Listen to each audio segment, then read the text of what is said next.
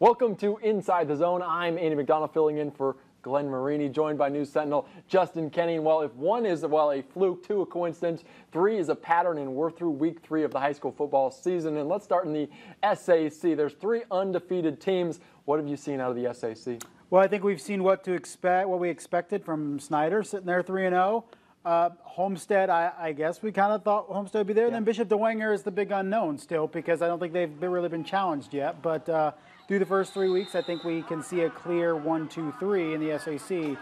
Just where do they shake out in those 1, 2, 3? And we'll start finding out on Friday. We'll start finding out on Friday, because obviously Homestead faces off against the Saints of Dwenger. And what kind of do we expect from that matchup to 2 undefeated teams? One's going to get a loss. Yeah, well, I think, who can slow down Jaya Wright through the first 3 weeks of the season? And Andy, you saw it last Friday. Just a phenomenal player, committed to Northern Illinois and is really kind of coming to his own as a senior. So that's the challenge for Bishop Dwenger. Not saying that Bishop Dwenger can't do it. We just haven't had to see them have to do it because they haven't been challenged on the field yet. So it's going to be a big indicator on where Bishop Dwenger is and also where Homestead is. It's a big win for them last week, convincing win over Bishop Luers.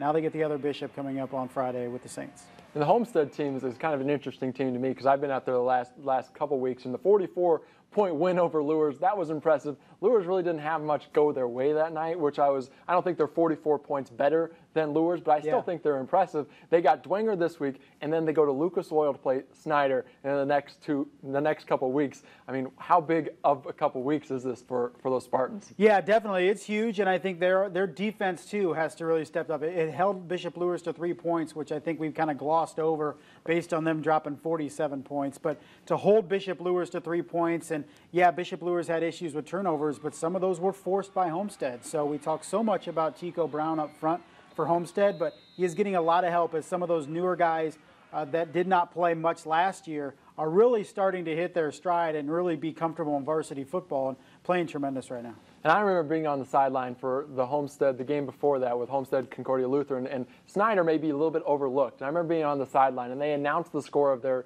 Carroll game as like 69-7, and you kind of heard a hush going over the crowd out there at Homestead. Is Snyder kind of a sleeper right now? Because, I mean, we know what Snyder can be, but nobody's really talking about them because, well, we're early in the year and they haven't got rolling, but Snyder is Snyder right now, right? Yeah, Snyder's same old, same old. It's kind of like we just take it for granted every year that they're going to do what they do. So they rolled through the SAC a year ago. They're doing it still right now. But you mentioned it. In a couple of weeks, that big challenge down at Lucas Oil Stadium with Homestead, that could be the game of the year in the SAC. Right. And, like it or not, it's going to be down 2 hours away on 5 o'clock on a Saturday afternoon. So it'll be interesting on that big stage if that game really is the game of the year for the SAC. And those two teams probably won't be too mad. They get to play under the big lights. No, they're not. They'll take that trip every day of the week. I mean, and I bet there'll be a pretty big crowd there, too. It's the big, like you said, it's probably the biggest game of the year, and Jaya Wright against that Snyder defense and all that stuff.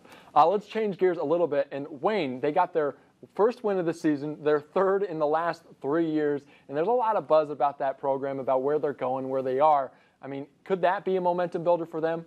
Absolutely, absolutely. First 2 weeks we talked about what was going wrong for Wayne. Now they can get that win. 1-2 is a lot better than 0-3 going into week 4 for sure. So now they start to get even more confident. They were confident going into the year, but it's tough when you get 2 losses to maybe have some self-doubt. But now they get that victory. Now they can refocus and move forward. And that program, I think, is still not at the top tier of the SAC, but so many of those guys are juniors and sophomores too. I mean, this team's only going to get better throughout this year and definitely into 2018. And they're getting their swag back a little bit there in the SAC. Let's change conferences to the NECC, the Northeast Conference. And you were up there at Cherubusco against Garrett, and that was a good game. And the Eagles really showed you something, didn't they? Yeah, that defense for the Eagles was just tremendous, being able to hold Cam Smith to just 11 yards on 10 carries. Wow. And the kid ran for 2,000 yards last year and is limited to only a couple yards. And it was just a great game plan by Cherubusco. They mixed and disguised some things defensively to kind of confuse Garrett and really not show what they were going to do. And really played that game on about a 50-yard field. It was constantly in Garrett's side of the field, and really weren't able to get anything sustained drives. Then again, Garrett had the ball with a chance to tie in the closing seconds before the interception in the end zone. But you have to look at Cherubusco as maybe the cream of the crop in the small school division of the NECC. and then maybe Angola at 3-0.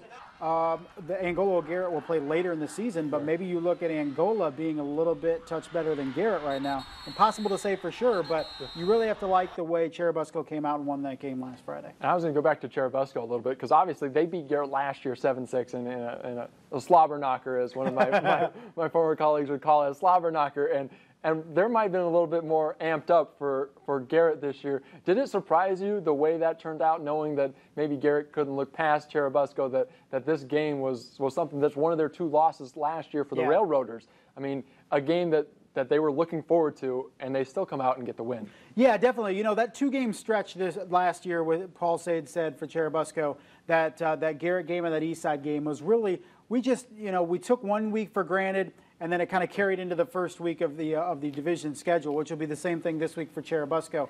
Coach Paul Sade is like, we have to guard against complacency because we got that win against a bigger program, and now we go back into the small school division and kick off that schedule this week against Eastside, an Eastside team that's been better than I think a lot of people thought so far this season. So for Cherubusco, they have to refocus quickly. They enjoyed that win Friday night on the road, but they have another big-time test on Friday, and this one is big time in the conference, in the division. Definitely. And also, you touched on Angola a little bit. What do we see from Angola? Because they beat Leo, and they snap a 13-year, haven't beaten Leo, the Lions, in 13 some odd years, and they go out and they beat it. We give them Team of the Week. I mean, is Angola for real? Yeah, they beat Leo on the road. They handled Jimtown. Jimtown this year is not that typical Jimtown team we've seen in the past, but it's still a very quality win for Angola. And you look at it now, and you're like almost looking at, maybe you think 8-1, 9-0 in the regular season for Angola right now, because they continue to win every test they face every Friday, which only gains confidence for them. Chance Roddy is a phenomenal leader at running back. He's a great player, and I think everybody feeds off Chance. And that group with Coach Andy Thomas is really rolling right now. That's really rolling, and they won't really see anybody until later on in the season when we get going. So Angola could be a team to watch out maybe a little bit later in the year. The game we're talking about this week, obviously we touched on Leo a little bit, but it's New Haven against Leo. New Haven's 3-0 in the conference. New Haven, they did slip up against Angola, but they're still 2-1. It could be a battle of unbeatens right here. What do you expect out of the New Haven-Leo matchup on Friday? It's going to be interesting because New Haven, they go on their big test was Mississino all week too, where they had to score with about 30 seconds to go to escape a win down in Grant County. So we thought this was going to be 2 of the 3 teams really competing for the NE8 championship, and that still is the case, in my opinion. You throw East Noble in there as well. So the first big showdown for us in the Northeast 8 will be this week. So it's kind of a round robin with those 3 teams, and this is the first one of several we're going to see. So we'll see. I mean, Leo, that defense still, I mean, Angola scoring 41 points on them. A little bit concerning, especially when you're facing a New Haven team that can put up a lot of points in a hurry. So I think that's the key, has that Leo defense been able to raise their game since that Angola game. Is it just a matter of who slows down who the most in this game? Because, I mean, they're both 126 points for New Haven, 115 for Leo. This scoreboard is going to be rocking. Yeah, definitely. I think there's going to be a lot of points in this game. And I think, maybe it's a first to 40 in this game. It could be. I mean, that's the thing.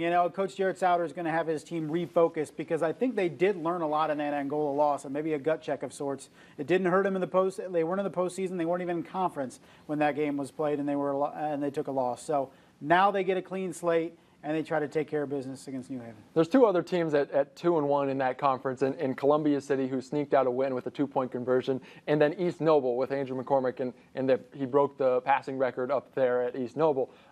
Those 2 sleepers, I mean, which one will you think make their most run? Yeah, East Noble's up there with the other 2, with Leo and New Haven. Columbia City, they haven't had to play as challenging a schedule as those other 3 teams in the non-conference. So tremendous job by Brett Fox. I think that program's gaining. Yes. It may be the best of that next tier in the Northeast 8, but it's going to be very hard to challenge Leo, East Noble, New Haven in that conference. That was definitely a gutsy call because we watched it. It was the play of the week at Belmont, and it was a 2-point conversion in the final minute of the game, and they call up a trick play to set up the winning 2-point conversion to get that win 14-13 over Belmont. So that was a program on the rise, and that's always exciting. Let's move quickly to the ACAC, and obviously Woodland is always the team to talk about in that conference. They went the last 2 games, they've outscored their opponent 127-0. So is it Woodland being Woodland again? Yeah, and I mean, maybe you need to talk about that defense just because, I mean, Okay. granted, the quality of competition hasn't been there, but you have to be very impressed the last couple weeks out of that defense. The thing you have to guard against that we saw it last year is that complacency with Woodland. They're going to be ranked, 1 or 2 throughout most of the year in their class, in Class 2A. So do they start buying into the hype a little bit like they did last year, and then they get clipped by South Adams in the sectional? Correct. So that's the thing with Woodland is can they continue to get better even though they're going to be dominating the majority of their opponents on the schedule, but they still have Lima Central Catholic coming up, which would be a good game out of conference. Jay County could give them a challenge. Okay. South Adams, too. Even Adams Central at 1 and 2. So there are some challenging games on that schedule. I don't think they lose any of them, but definitely not going to be a breeze like it's been the last couple weeks. And if Woodland's at the top of this conference, how far back is South Adams right there? Because they're at 3-0 right now as well. Yeah, well, I mean, let's take last year, for example. I think, you took Woodland, and then the next team was way, way, way down, and then it was South Adams, and then they clip them in the sectional. Correct. So I don't think you can put them that far down. As long as Woodland doesn't have self-inflicted wounds and really cost themselves, if they play to their potential, they should roll that conference. Pretty much like Snyder in the SAC. Okay. They play to their potential and don't make mistakes, they're going to roll everybody in that conference. But that rarely happens. I mean, we saw Snyder against Concordia last week. Concordia is a good team, but that game was close from the majority of 3+ quarters. So you're going to have those off weeks sometimes, and you just have to make sure that those don't cost you, especially late in the season and you get in the postseason. And the gauntlet of the conference play continues for basically everybody now through the regular season, end of the regular season. It's the gauntlet of conferences and kind of who you match up and who you don't. So it's always exciting. And thanks again, Justin, for sticking with us inside the zone. Anytime. Thank you.